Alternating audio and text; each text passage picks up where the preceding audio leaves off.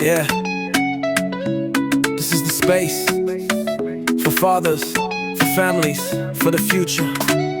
I am dad, stand proud.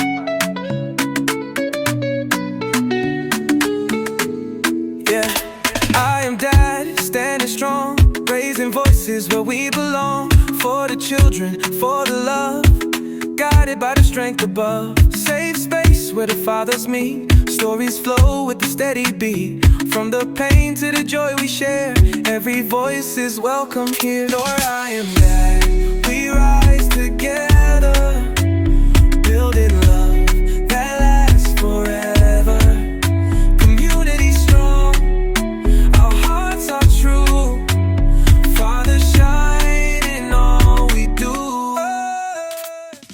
Welcome to I Am Dad Podcast. I'm your host, Kenneth Braswell. As you can see, I am always flipping the script on y'all. Y'all never know where I'm going to be doing interviews. And so thank you again for everything that you guys are doing with respect to the popularity of I Am Dad Podcast. We are so excited about what's happening just in the last 2 months or so. It's crazy because our YouTube channel, September of 2025, we were at 5,000 subscribers. By Christmas, we were at 10,000 subscribers. We are now approaching almost 15,000 subscribers. I don't know what's happening in the algorithm, but we are welcoming it. And as a result of that, we're picking up new eyes, new thoughts, new comments. And not only is it impacting our YouTube channel, but it's also impacting our social media channels, where we are now having viral videos that are being seen, one not too long ago, 1.5 million. We had another one at 4 million, and things are just moving. And so our voice is finally elevating. But I think that the important thing about that for me is that it is elevating at the perfect time for me. Because I've always wanted this to happen, but what I had to understand that some things can't happen until God knows you're ready for it to happen, because to open up and have that many more voices in your space opens you up for a lot of things you're not or could not be prepared for. And I'm prepared for it all right now. And so again, I've told you we're in the 5th season now, and I've said I never thought I would be here. I thought I would do this 1 year. I would get bored with it. I'd move on to something, another shiny nickel on the ground. And here I am in the 5th year. But I am always inspired, not only by new people that I meet, but I have so many incredible people that are in my space that I have not gotten a chance to get in the chair to talk about their life trajectory, especially in the space around fathers. And our guest today is no different in that space. He is Charles Johnson. He is the CEO and founder of Kira for Moms. Charles is a father whose life was drastically changed by the loss of his wife, Kira, just days after the birth of their son due to preventable childbirth complications. Rather than allowing grief to close in on him, he transformed it into purpose, launching a national movement to protect mothers, support families, and hold systems accountable.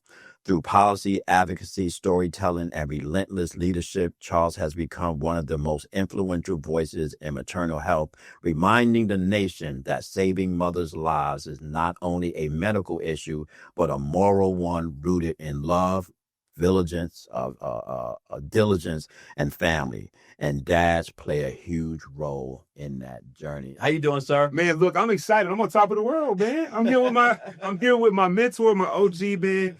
I'm excited to be here. I'm looking forward to this conversation, man. Thank you for having me. Yeah, we cross paths every now and then. I would see him at conferences. It's amazing because I think I said to him one time, I said, I see you more outside of Atlanta than I see you inside of Atlanta. I was thinking, did we first connect? Was it Oklahoma City?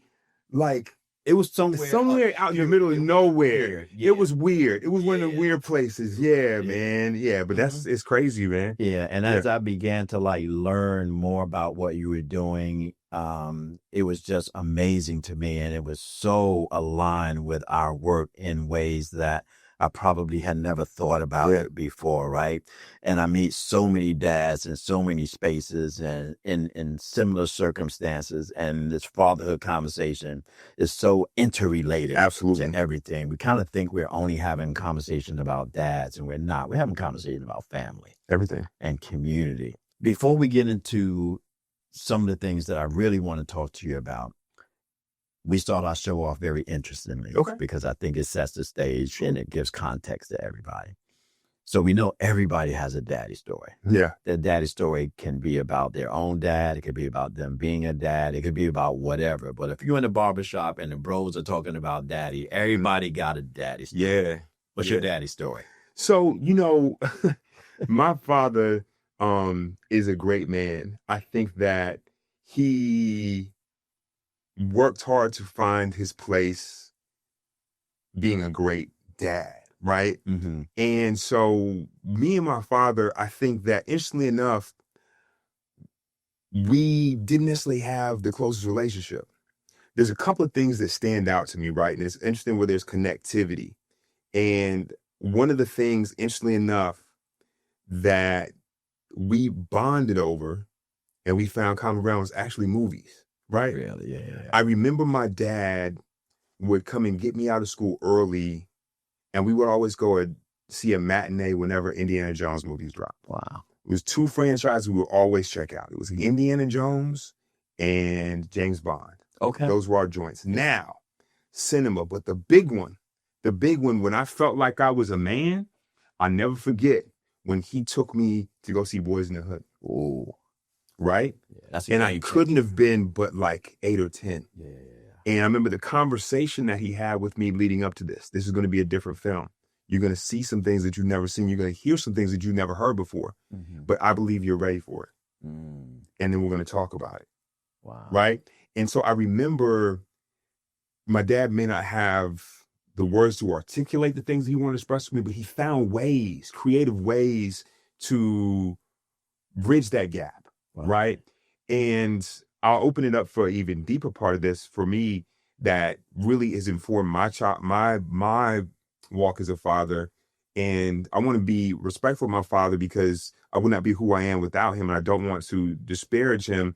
But what I realized when I got older is there's a generational curse. What I mean by that is that me and my father don't have a great relationship. Him and his father didn't have a great relationship. And for those of y'all who are watching, I'm actually Charles IV.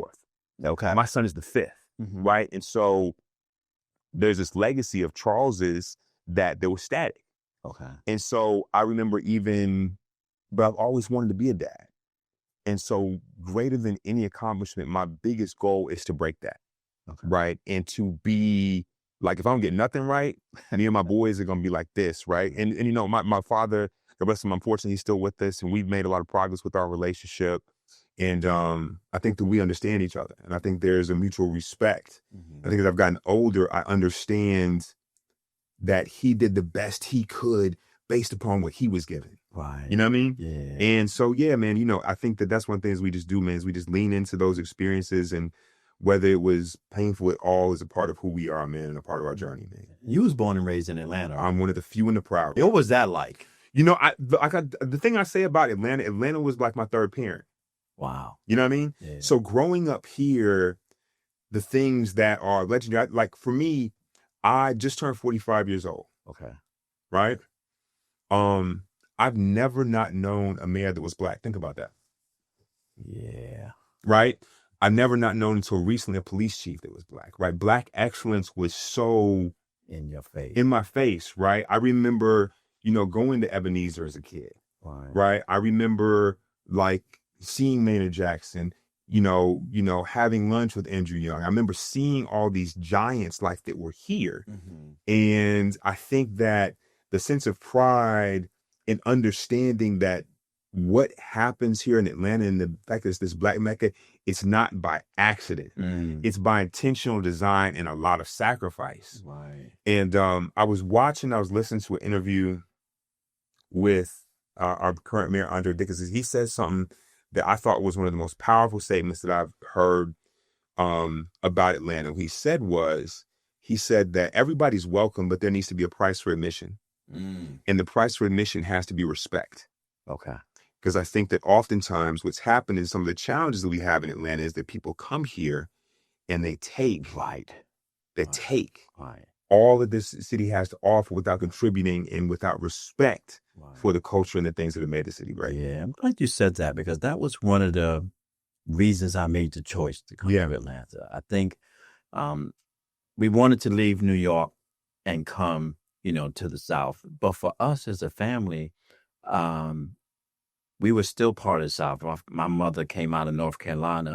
Yeah. Migrated to the North for obvious reasons. Sure. The South was what the South was, right? But every summer, my mother put me on a Greyhound bus and sent me back to North Carolina for 8 years of my life. Yeah. And so I always tell people I'm country in my bones, but I'm city in my spirit. There you go. Right?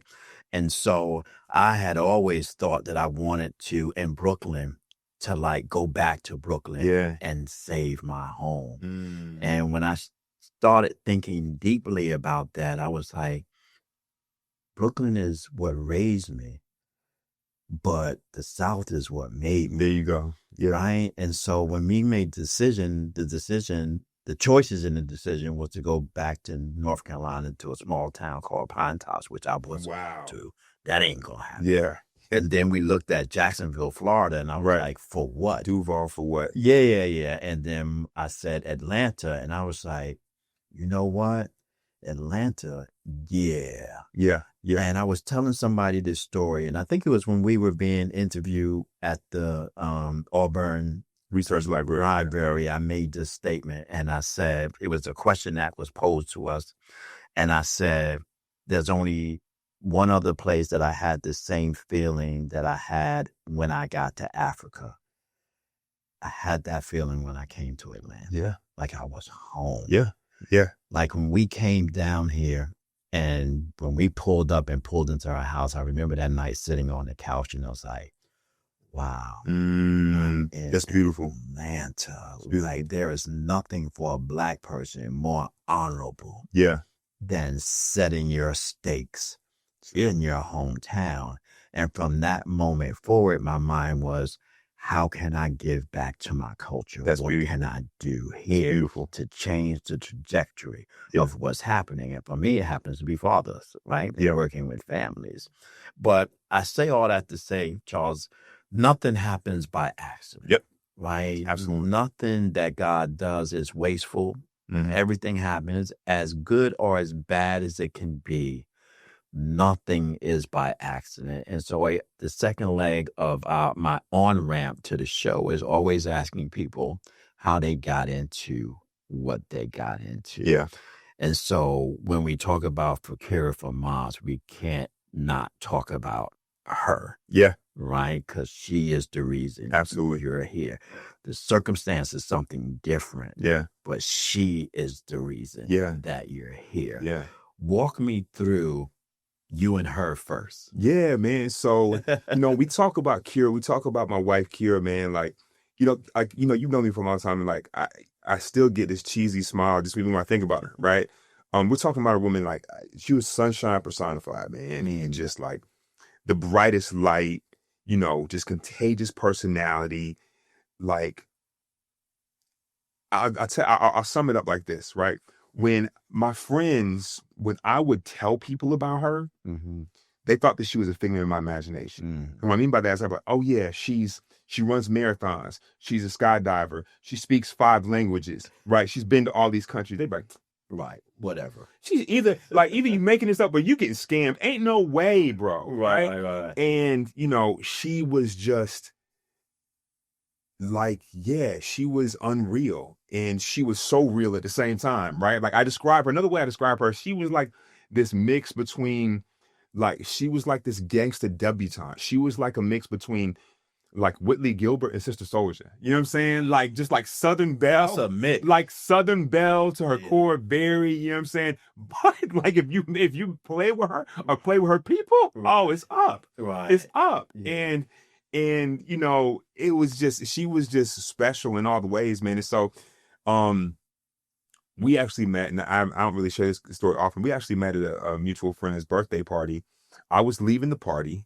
I've ridden with some other friends, and as I was walking out, I see this little petite, lady, she's standing by the door and she's actually gorgeous, but she has this look on her face and she has her arms folded like does not want to be here. Right.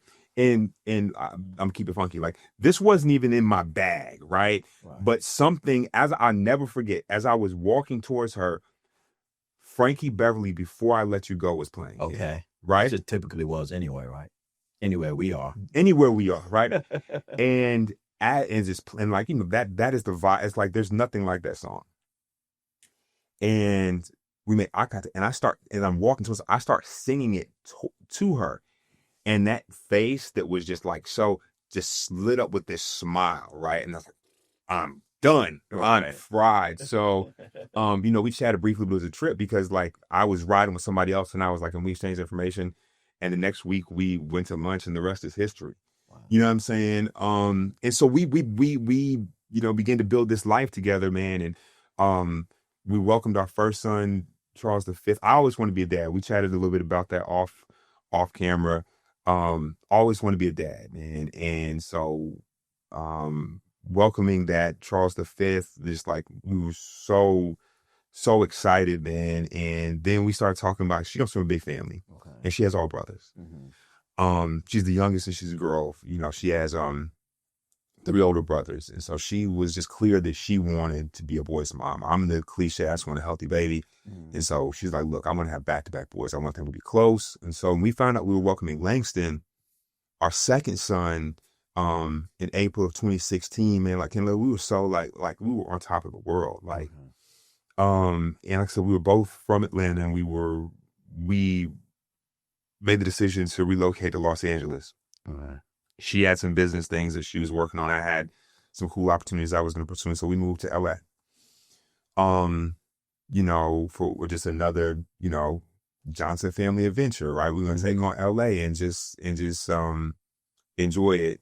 And we made the decision intentionally to give birth at Cedars-Sinai Medical Center in Los Angeles. And so for those of y'all who are watching, Cedars-Sinai is supposed to be the place, right? It's this fancy hospital in Beverly Hills. It's a research institution.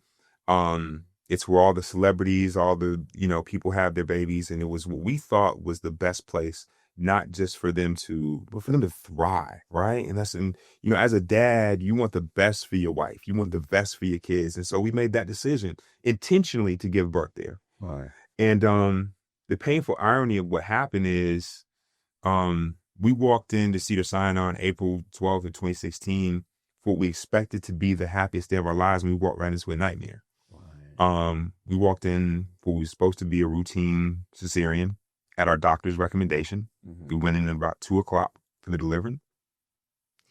Everything was smooth.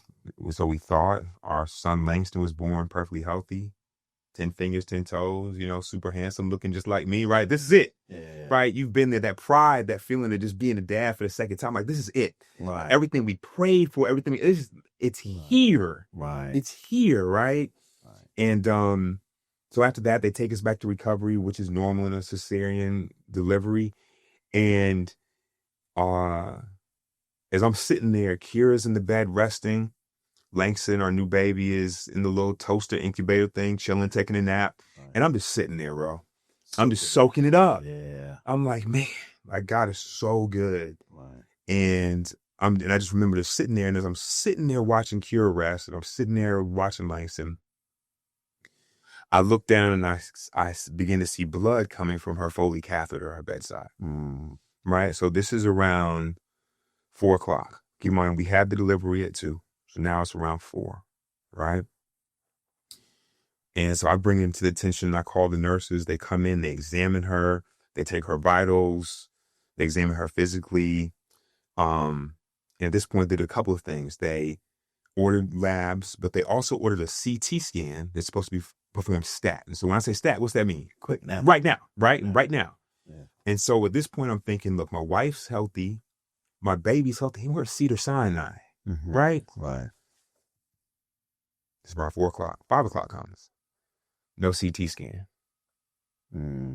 Right? And so I'm saying, hey, y'all, like, where's the CT scan? They say, oh, sir, it's coming. Right? 6:00. Still no CT scan. And I'm like, hey, look, you guys said that there was going to be a CT scan. They say, oh, sir, it's coming, right? 7:00, they'll CT scan. Now, Ken, by this time, Kira's shivering uncontrollably because she's losing so much blood, right? And I'm continuing to ask, like, yo, where's the CT scan? They're saying, oh, well, we might need to take her back for surgery. And so this game of delay, dismissal, and deprioritization of my wife's condition just escalates. 8:00, 9:00, 10:00.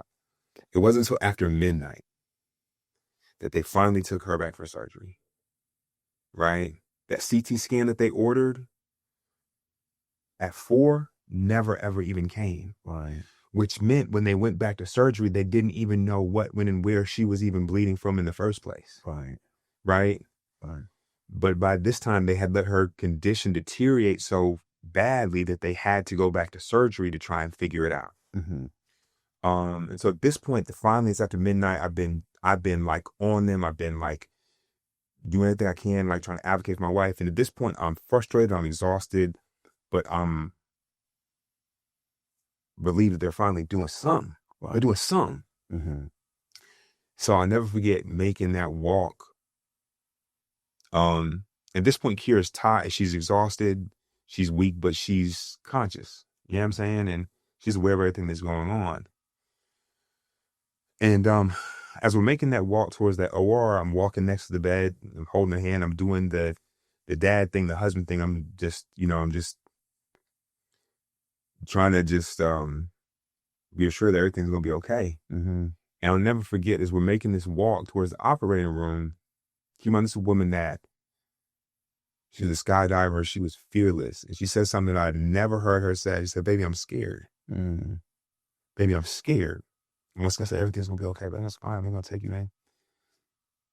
And we talk about this, and I don't want to get too far off track, but we talk about this and as it pertains to this broader issue of what's happening with not just my wife, but so many women across this country.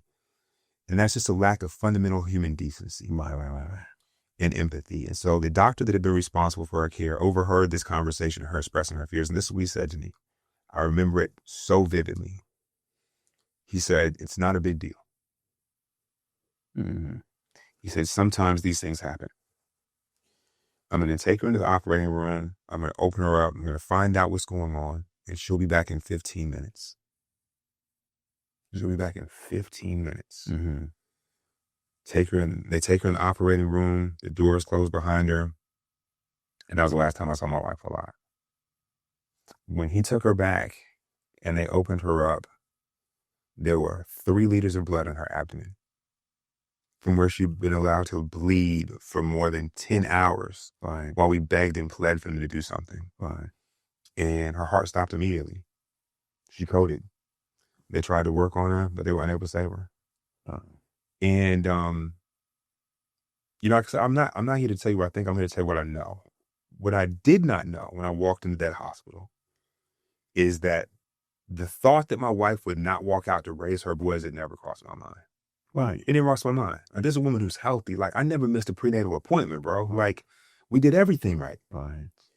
And, so as the days, of course, my life was turned upside down, and I'm trying to figure this out, and I'm trying to put the pieces back together. And now I'm thrust into a situation where I'm responsible for these 2 precious gifts and these 2 babies under 2, because the part that I overlooked is that my sons are 18 months apart. So I have a newborn and an 18-month-old. And I really, honest to God, thought that I thought that this was a freak occurrence, man. I'm like, this doesn't happen. And in 2016, like, to a woman that there were no she wasn't in distress. This just doesn't happen. At this place. Right? To a woman that's healthy. That has a husband that was there, that we did all the things, right? Yeah. Who has access to care. Not to say that anybody should receive less than, but if anybody had done what they were supposed to do, right? Had prepared for the test. We were prepared. Or so I thought. And as those days kind of went by, I began to hear these stories of other families, of other mothers that had experienced obstetric violence, horrific birthing experiences. Right. And then other stories of other women that had made that ultimate sacrifice of just trying to get the gift of life, man. Right. And I was like, at first I was thinking like, oh, something ain't right, man. Like, this is like, maybe people just sharing all these stories with me because they're trying to help me, just trying to support me, right? This is their way of trying to. And I was like, hold on, this ain't right. And that's when I began to do the research for myself. And I came to find out, where I learned, I was shocked by the fact that right here in the United States, we are the most dangerous country in the industrialized world to give birth in. Right. Right? Yeah. We are the only industrialized nation that over the past 25 years, our maternal death rate has steadily risen while it has dropped in every other country. And that data should put your stomach in knots, but the statistics, we cannot have a substantive conversation about the maternal mortality crisis in the United States without head-on addressing the manner in which it is affecting Black and brown women, period, full stop. The data tells us that Black women are dying 4 to 5 times as often as white mothers. Before you, because I want to get into that space, but I want to back up a little bit. Sure. So it was at the same time, man, it's just heartbreaking just to hear you even talk about it, because as a man in a man's space, Yeah. it's resonating, right? Yeah. I'm thinking about my own family, and I'm thinking about my own daughters, and I'm thinking about all of these kinds of things. Was there anything that you look back on? Because I know in my mind the answer is absolutely no, but I need to hear you say it. Yeah. Is there anything that you can look back on that you say to yourself that I could have done differently? Ken, man, that's the toughest question, man, because that's a question I ask myself almost every day. And I ask myself, like, man, should I have like turned over a table? Wow. Right? Should I have grabbed one of the doctors by their collar? Right? Like, I think that had I understood more about the chain of command, right, and how to get them to respond in a way that didn't necessarily have to be confrontational and didn't have to end in me becoming seen as a threat. If I had been armed with that information, I believe that could have made a lot of difference. But what people have told me, and even nurses at Cedars-Sinai have told me and testified on record, that if Kira was white, she would be here. Point blank. Period, point blank. And so and that's the thing. I think we kind of got to just for a second, man, just kind of talk about how we really have to talk about the lived experiences of Black fathers as it pertains to this stuff. Absolutely. And you asked that question, and for me, it's one of the most difficult things, because I try and figure that out. Like, what should I have done differently? But what I can tell you is that the only scenario that I can think of that would be worse than what happened is had I lost my composure. Right. Had I been dragged out and not been there to advocate for my wife, and then she not survived. And that, I'd be in a padded room someplace, man. Yeah. Right? And man, like, it's tough, man.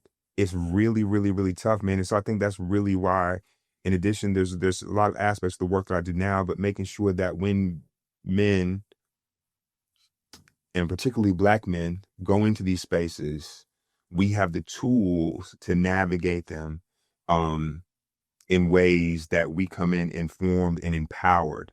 That's got to be one of the hardest things to do, is to not play to your instinct at that moment, which is.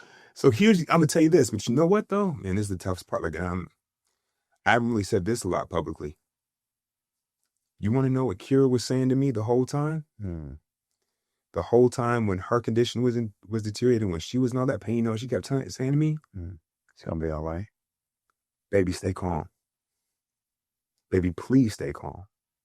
She knew. In her most vulnerable state, she was concerned about me. Right. Because she knew with everything that was going on, she could see how the world would see me as a Black father in that situation.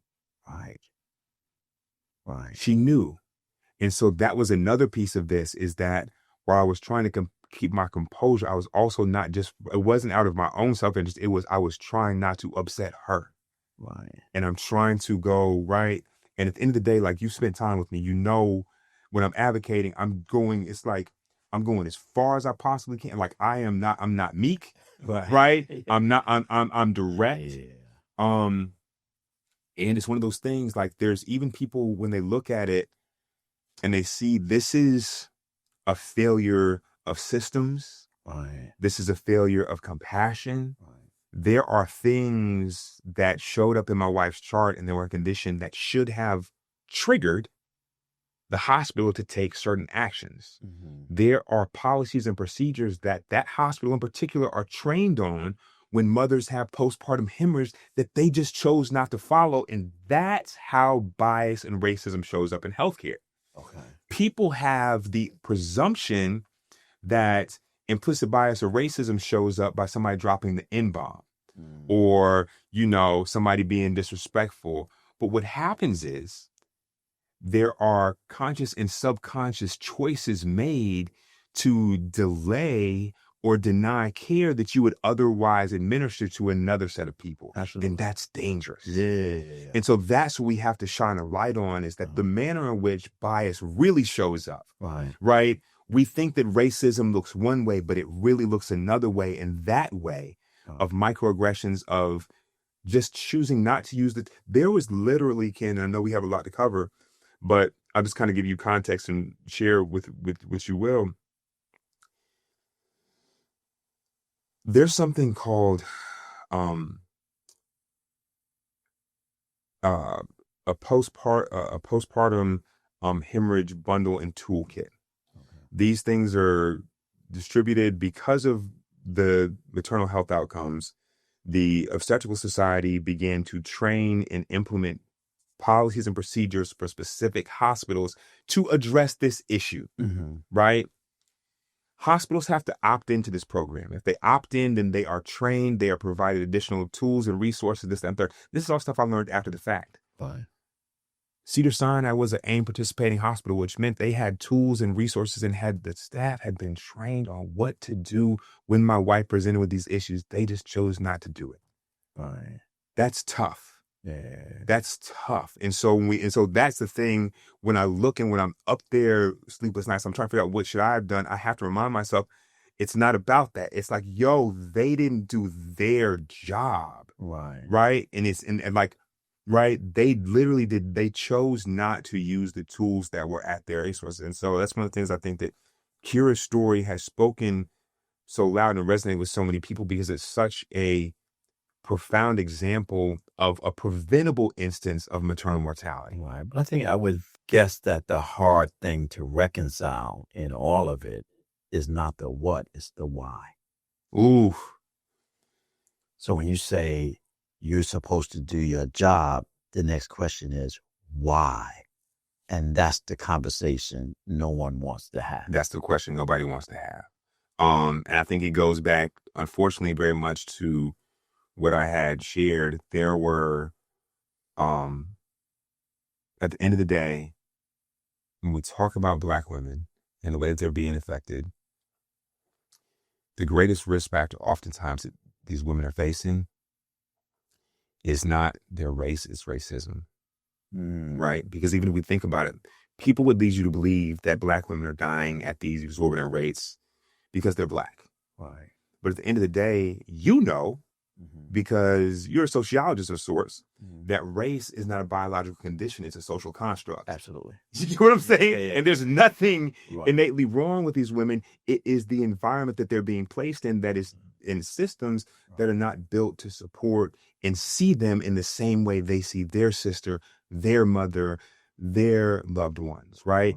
And their inability to do that is having fatal consequences. Yeah, it's crazy because a friend of mine is doing some work in the sickle cell space. Okay. Similar issues happening over there. Yeah. And the whole issue with sickle cell is the pain that it occurs as a result of having it. And the societal view from that space with respect to people who come in is that they just want drugs. They're drug seeking. They're drug seeking. They don't drug seeking behavior. That you're not really in pain. Like what? Like how do you determine that? So what you just said, it permeates across a lot of different spaces. When you think about the stories that you've heard, the ones that you continue to hear, where are the dots connecting? Where are the similarities in what happened to you and what you're hearing? That's an excellent question. It's very simple. It is the same story over and over again. We recognized something was wrong. We expressed our concerns. Our concerns were dismissed. Care was delayed or denied until it was too late or nearly too late. Same thing. Different zip code, different name, different hospital, same exact thing. Over and over and over again. I know the story as soon as I get the call. And the irony in that is that the why is also the same. Here's where I want to go with this, because I want to get into your advocacy. Yeah. But I want to slow before I walk into that. Yeah. Because part of the work that you're doing and part of the adjacent work that I'm doing is trying to figure out how to build the capacity of men, fathers, to be available and present. Yes. Right? I'm not asking them, I'm not trying to tell them what to do. Mm-hmm. I'm not trying to tell them how to do it. Yep. Availability and presence matters. Yeah. Your availability and your presence in the space matters. Absolutely. For the narrative to play itself out. The question that I want to ask you is, when you think about where we are today from a gender perspective, right? Because we're in this space now where, and rightfully so, we're having a lot of conversations about the empowerment of women, and particularly Black women being empowered, being in all of this stuff. Yep. And I think that the narrative around where men and fathers sit is being lost. We don't have our place in this community narrative. Sure. Other than, I just want you out of the way. Mm-hmm. But when we don't show up, there's a consequence and condition for not being available and committed. What is it? Yeah. We're in our own space, Black people's space. Yes. Do we need to be better at? Man, that's a powerful question, Ken. I'm glad you answered it. I think that really the way to really rebuild this is to start at the beginning. And I think the earlier that we can begin to have conversations with fathers, even preconception, about how they move forward, about how they understand themselves, and how that will, in their own, whether it's their own emotional background, their own physiological health, their mental health, and how those things can impact those things in their child, the better chance we have to fill some of these cracks, right? Because unlike a lot of other people, I don't like to look at us as broken. We just got some cracks. Okay. Right? Yeah. Because things that if the presumption oftentimes is if you're broken, that you probably are beyond repair, and I refuse to believe that. And so if we can, because the thing is, it's almost like you see the products that even against such tremendous odds that our community still puts out. Ain't nothing broken can do that. Right. You understand what I'm saying? Yeah. Like, this is not broken, but we do have some issues and some things that we need to address. Wow. Some cracks we need to address. So I think that if we can, a lot of these things, we know that there's systemic issues that have created this stress on our community, that have created these fractures, right? But if we can start in that, the earlier the better, working with fathers, understanding and empowering them, right? And understanding what empowering them in support of their partners look like, right? Understanding what partnership really is, understanding what the language is.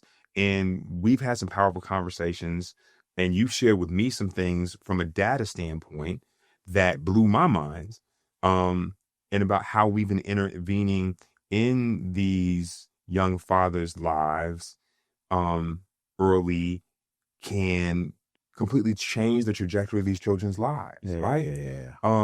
And so that's my thing. I see that. I think that I think that there is that, my brother Chris, and I need to get you one. He has this shirt and it's so real. Like, to your point, like it says Department of Narrative Corrections. Yeah. You get what I'm saying? Like, and then that's what we're here to do, right? We know so many people that it's like we correct the narrative until the narrative is different, right? Until the things until like the like you said, the true story is told, right, and the things that have been perpetuated actually become outliers.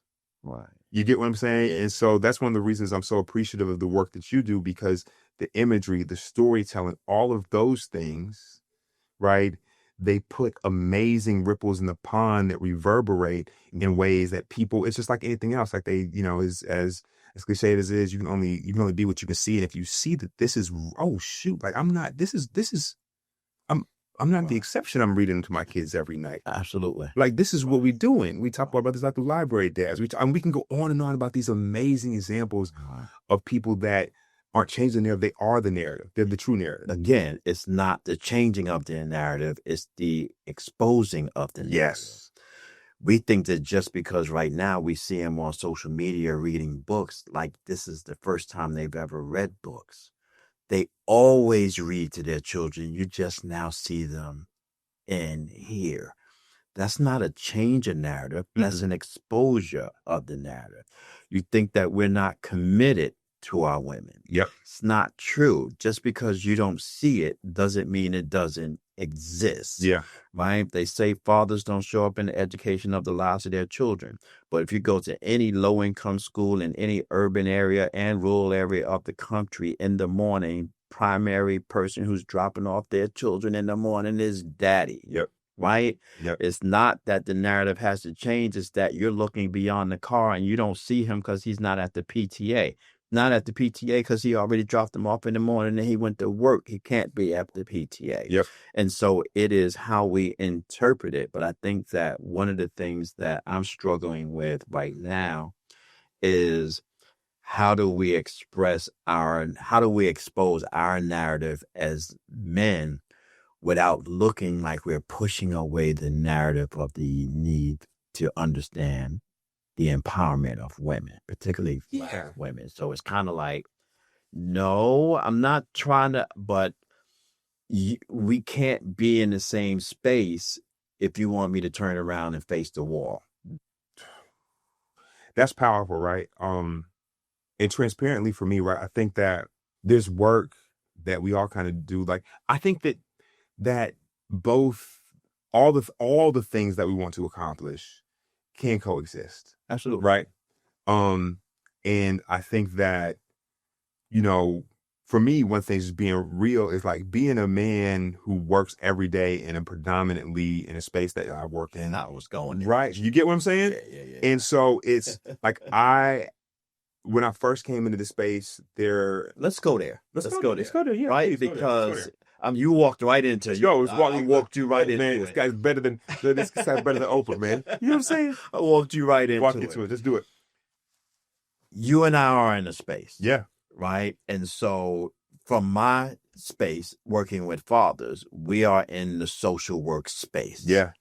90% of social workers are women. Yeah. Right? 90% of teachers are women. Mm-hmm. We are, although I'm working with dads, I am in a space that is surrounded even by leadership, even by thought leaders, even by politicians. They're all women. Yeah.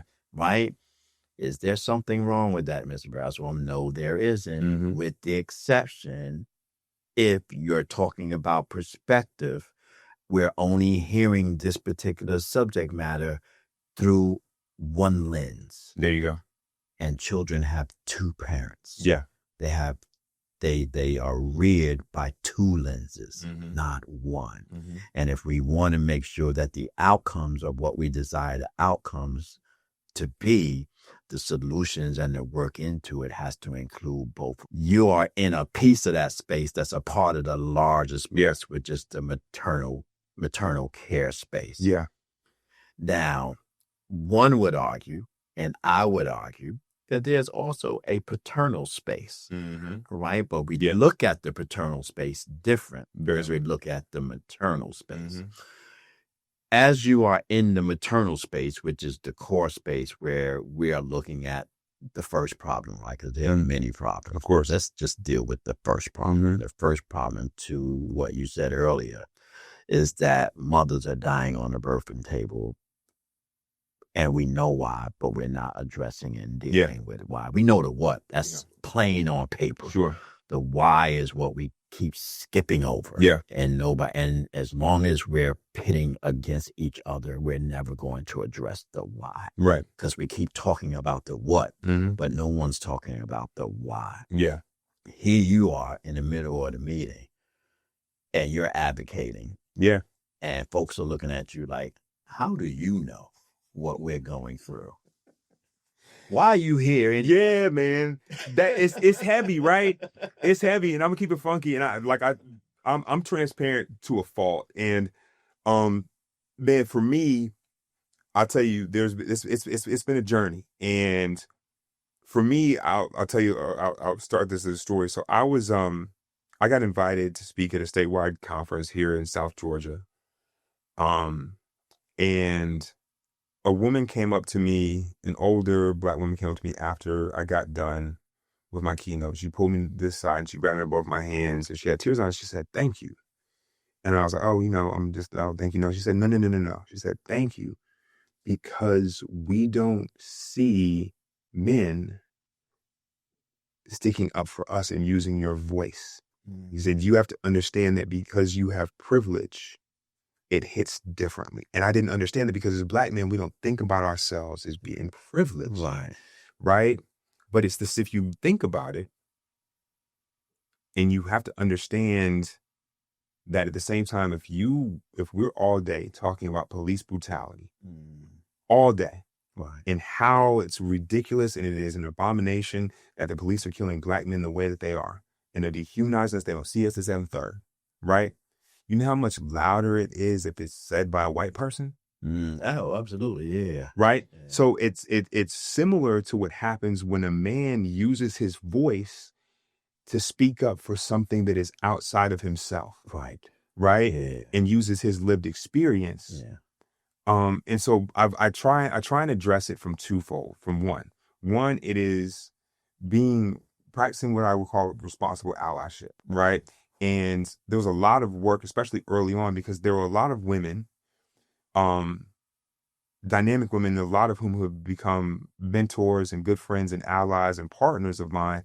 But when I first came around, and these are women that have been screaming these things for decades at the top of their lungs, and nobody's been listening. Right. And all of a sudden, this man comes through. Right. And now everybody seems to be listening. Right. And Dr. Oz is inviting him on there, and Oprah wants to talk to him, and USA, and all these things. And they're looking at like, what does he know? Right. But for me, what I had to do is I had to work hard to let them understand I am here for us. Right. And first and foremost, I always give edification to the sisters that were doing this far before I even knew it was a problem. Right.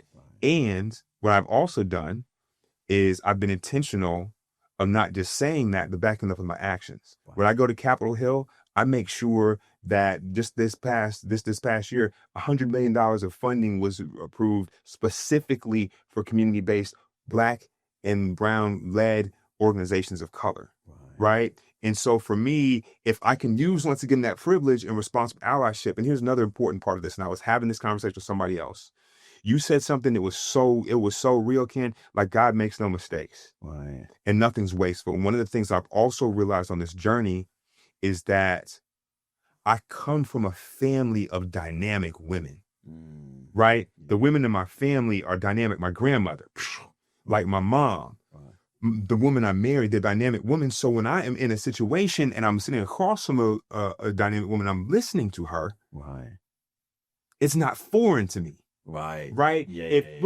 If anything, it's familiar. Yeah. And I'm like, oh, okay, right. Well, other brothers, they might not be used to that. And that's no fault of their own, but it's harder for them to practice allyship and have connectivity because they haven't been around that and they're not used to working in partnership or collaborating, right? And understanding what leadership and what dynamic women look like. And so I didn't understand that until I had to really do some deep thought that this prepared me for this part of my life, because this women I was raised, I know joke. Yeah. You know what I mean? So when I show up, it's like, I don't know you, but I know you. You know what I'm saying? Like, oh, you look familiar. Like, feels like home. Yeah.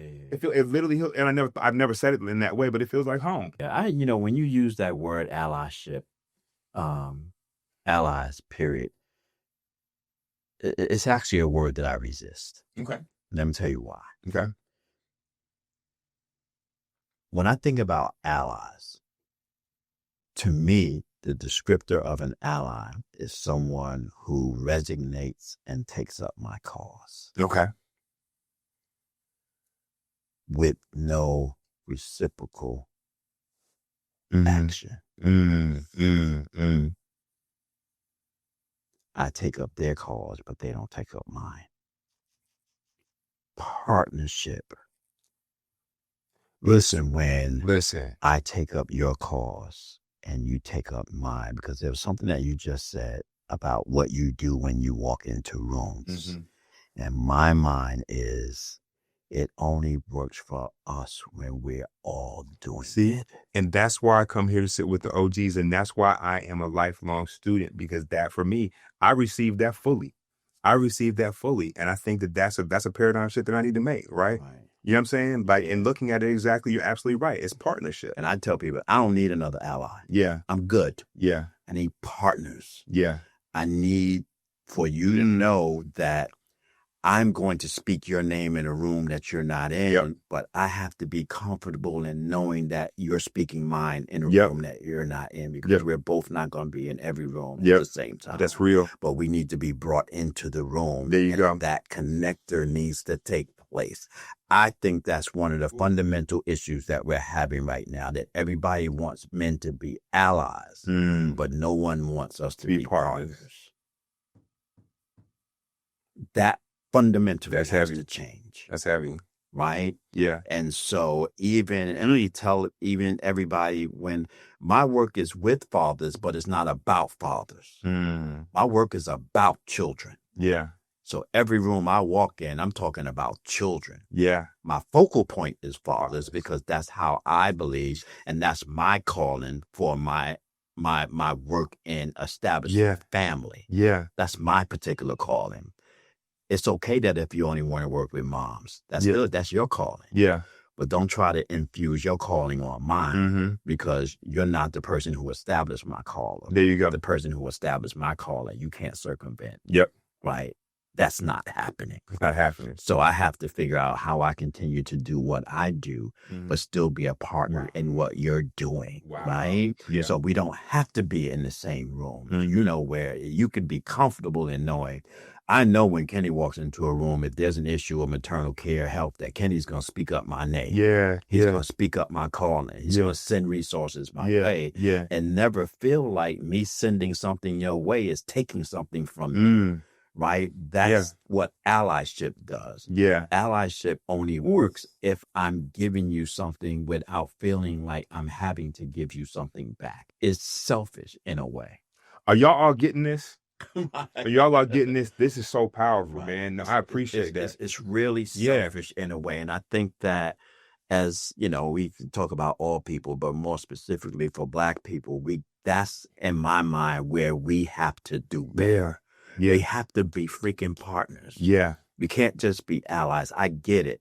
If I wanted to make an analogy to attach it back to something historic for us, we all came over here on the same boat. Recognizing that some of the atrocities that you went through were different from some of the atrocities that I went through, but we both went through atrocities. And I'm not going to gauge and level my pain against your pain. Yeah. Pain is pain. Pain is pain. Pain is pain. Yeah. No matter how it comes. The question is how we both working to equalize, stabilize, and release our pain. Because your pain is my pain is your pain when we're in partnership. The pain of your wife was your pain, which is why you are responding to her the way that you're responded to her. when she said be calm, she was responding to your pain because she knew that inside your whole system and body wanted to respond in that way. She is responding to something in you that was painful to deal with because you wanted to do something that every instinct said do. But she's like, nah, babe, you can't do that. Can't do that. You can't do it. That's partnership. Yeah. Allyship is, listen, I need you to go up there, flip every table in the spot, do whatever you need to do, go burst into the place, do whatever you need to do. That's not taking into consideration your pain and what you're going through, right? And so we have to start having more of those conversations with people in all of the spaces, whether it's maternal care, paternal care, fatherhood, motherhood, marriage, relationships, financial, economics.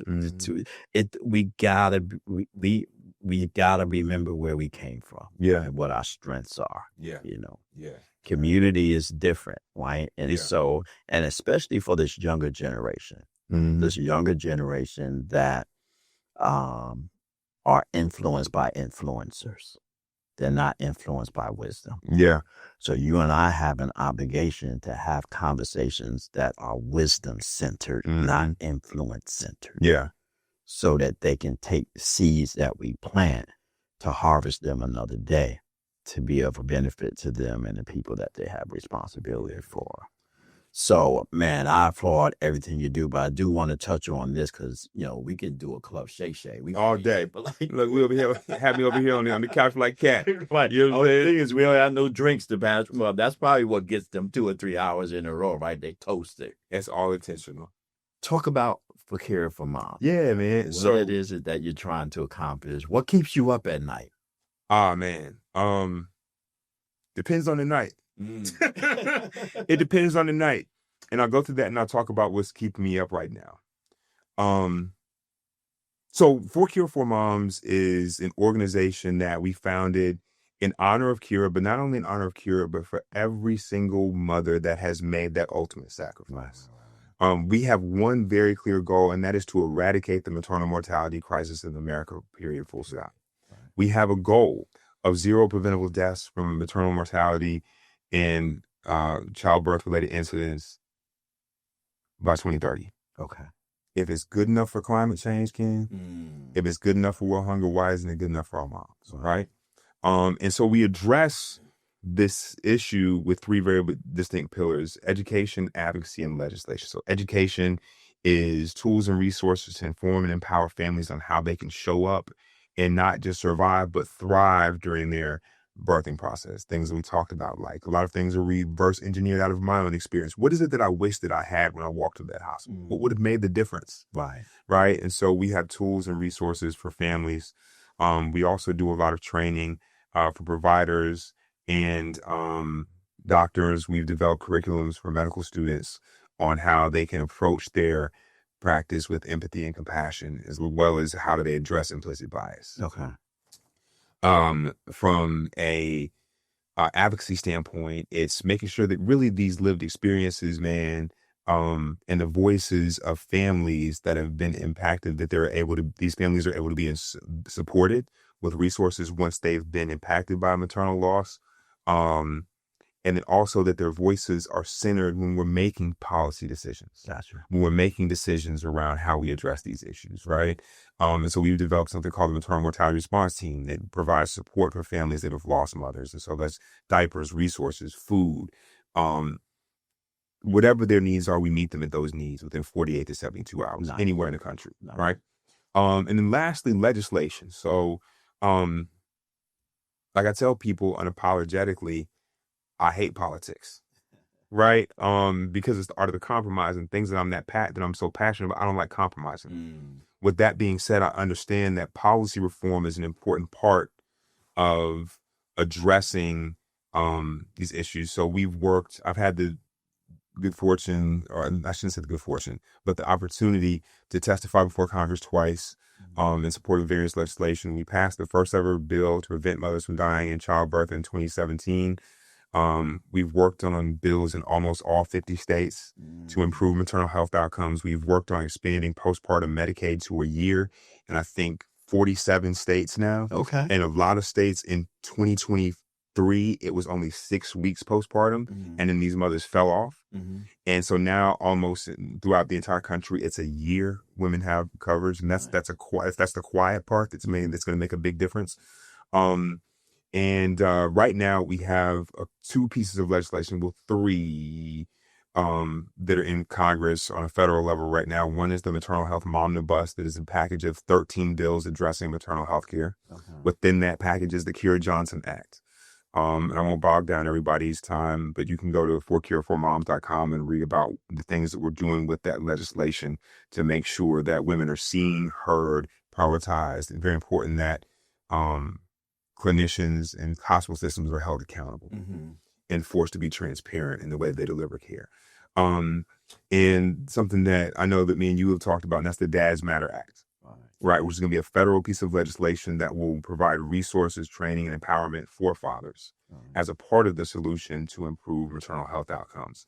And so very importantly, we've also spun this out importantly to, when we talk about fatherhood, that's why it's such an honor to be here with you, is while doula care is important, making sure that we address systemic racism is important, and make sure that moms have midwives. All these things are important. But the part of this conversation that you know better than anybody that is left out, just like you've said, and like you've been screaming from the hilltops for decades, is fathers. Right. And it's the part of that trilogy. It's mom and baby, mom and baby, mom and baby. That's where the resources are. That's where the tools are. That's where their funding is going. And so we're saying that if you want to impact and radically, drastically improve maternal health outcomes, and you want to do it quickly, we need to empower fathers as part of the solution. So we've created For Cure for Dads, which is a program specifically to empower fathers and non-birthing parents to step up and have the tools and resources they need to support, to be empowered, to be informed, to ask questions, to advocate when you know what hits the fan. Okay. Right? To be able to support when baby comes home, to be able to understand developmental milestones, to be able to navigate all these different aspects of the maternal health journey. And so that exists in 2 forms. It exists in a free app that's on the App Store. Everybody can go download it, For Cure for Dads in the App Store. Share it with a friend. Give us some feedback. And we also do in-person convenings throughout the country. And we're also doing a lot of cool programs. We're hoping to do some real cool stuff with y'all. Yeah, absolutely. And so, man, this at the end of the day, man, like, I know I said a lot about it, but if I had to boil it down and what I want people to understand, I think the difference between me and other people that run nonprofits, man, is I'm trying to put myself out of business. Yeah. We're in the same space, bro. You know what I mean? Yeah. People gonna see a lot of us. We're gonna make we're gonna do some things. We're gonna do some things. Last thing I want you to talk about, CJ5. Yeah. And Langston. Yeah. Where you at in your I don't know if y'all call him CJ5. Yeah, man. So he's put that on him. No, it's funny. I like that. He'll run with that, man. I'm so incredibly blessed, man. Like, and first thing I say, man, is my kids saved my life, man. Wow. My boys saved my life. There's so many things about this journey that I wish were different. There's so much, sometimes anger, frustration, these feelings, man. But as I've gone through this, what I've kind of developed is my process, the 2 things that I can control, and the things that I can see tangible results in are this work and my boys. Wow. Right. And so we kind of have a simple motto. It's wake up, make mommy proud, repeat. That's how we approach life, man. And so my kids are there, man. They're freaking hilarious. They are cool. They're funny. They're compassionate. They're good at everything. It's never a dull moment. So Charles, my oldest, he's quiet. He's laid back. He's mature beyond his years. Okay. But what they like 9, 10? 10 yeah, so they're 9 and 11. 9 and 11. Langston will be 10 in April, which is nuts. Okay. Right. So we're coming up on the 10-year anniversary of all this, which is something that's heavy. But yeah, man, and we just have a good time, man. And I'm just so like I said, man, I'm just so incredibly grateful that they chose me to be their dad, man. Are they aware on any level of your work and them on there? I'll tell you something funny, right? It's interesting, right? Because their understanding of what I do, and the short answer is, man, I'll be real with you. like the full totality of what actually happened to their mother, I haven't had the heart to have that conversation. Yeah. I'm just going to be very transparent and very vulnerable. Appropriate truth, I always say. Appropriate truth, right? Different ages. But we're coming to a point, and what we've been doing is gradually over the past couple of years, I've been exposing to my work more. Right. And it's interesting because I'll tell you two stories that kind of sum that up. The first one, and this is a couple of years ago, and like I said, my oldest son he's laid back. He got this real dry sense of humor. He just he's funny, man. And so they had career day at the school, and I kind of gracefully bowed out, and I had gone to pick the boys up. And so their teacher, Miss Lemon, came out in the car. She said, I got to tell you something funny. I'm like, what's happening? And she said, I was listening to the kids, and they were talking about what their parents did for work, right? And they were just talking about their parents' occupation. They turned to Charles and they asked him, so what does your dad do? Right? He said, this joker said, he said, my dad goes on vacation every week. Oh, right? And so she overheard this, and she knows what I do, right? She's familiar with the work. She said, Charles, why you say your dad goes on vacation every week? He said, I don't know, because every time he FaceTimes, he's just in his hotel room chilling. And so there's this, really honestly, and not to say that I'm a superhero, but there's this Clark Kent, Superman thing that exists. Right. And then there was interesting another story, and this one kind of makes me emotional, is that somebody asked Langston a similar question, and he said, for cure for moms. He answered, he has for cure for moms. He does for cure for moms. Like, well, what is that? He said, and this was interesting. He said, my dad, he said, and this is kind of informed how I need to approach my parenting. He said, my dad, a lot of people know him, and he's a little bit famous, but some stuff he doesn't like to talk about. Yeah. And so, ultimately, man, and then this is the last thing that I'll leave you with, and this is what kind of informs all of this, and this is what drives me. I was in Texas about 4 years ago. I given a keynote, right? Mm-hmm. And there's a Q&A afterwards. Right. And this woman stood up, she asked me a question that shook me to my core.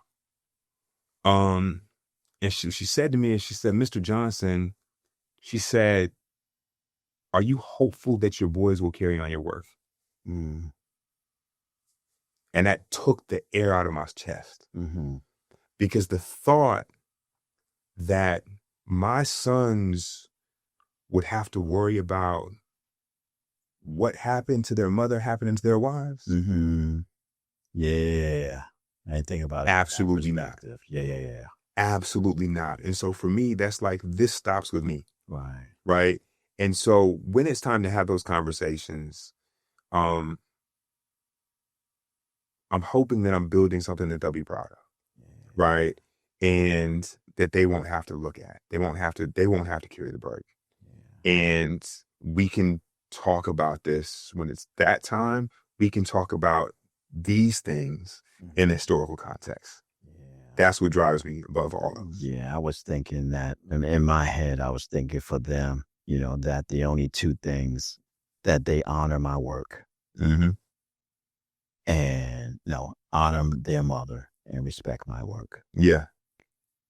Anything after that, that's God's choosing or Yeah. calling. Yeah. They are not obligated to take this on, but to your point, which is the flip hand side of it, is that cannot become a reality for them and people that they know, because then that speaks to your work, which is what have I been doing for the last 10, 15 years, to your point about the 20s, because earlier you talked about the 2030.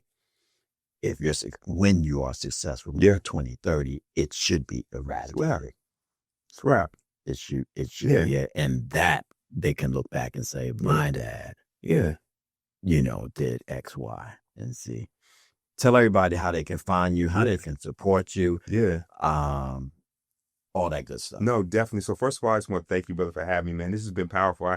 I came and I'm leaving with pockets full of jewels, man. You know what I'm saying? I'm grateful. But no, I appreciate it. It's been an honor to be here. So you can follow us You can go to the website and learn more about the work we're doing at the number 4, KIRA, the number 4, once again, MOMS.com, 4cure4moms.com. It's 4cure4moms on all social media, as well as 4cure4dads. If you're interested in our work specifically on fatherhood, please download the app. And I think the biggest thing is have conversations. I would just encourage people to, if this information that you learned today was new to you, ask 2 or 3 people, did they know about the maternal mortality crisis, right? And make sure they're informed. And I also want to leave people with this, is I never want to share this information to put people in fear, but to encourage people. I believe that everybody deserves and can have a safe, dignified, amazing birthing experience if you are an expecting father or mother, but we just have to make sure that we're tapped in and we have the resources and we're informed and empowered to make sure that happens. And thank you, sir. I appreciate everything about you. As my bishop says to me, I love you, and there's absolutely nothing you could do about it. Nothing, man. I'm grateful. We're going to change the world. Yep. And to our I Am That podcast listeners, you know how I like to leave you. Always be kind to others as you are kind to yourself, or you might find yourself by yourself. Always shoot high for your goals, because even if you miss, you'll be amongst the stars. And as my good friend and mentor, Art Mitchell, always said to me, Kenny, it's nice to be important, but it's much more important to be nice. Until next Sunday, take care of yourself. God bless, and peace out. Who we do it for the children, who we live it for the vision, who we stand with now, with each other. Say it loud, say it proud. I'm dad, or I am dad. The journey's clear. Voices of fathers the world will hear. Hope and strength in all.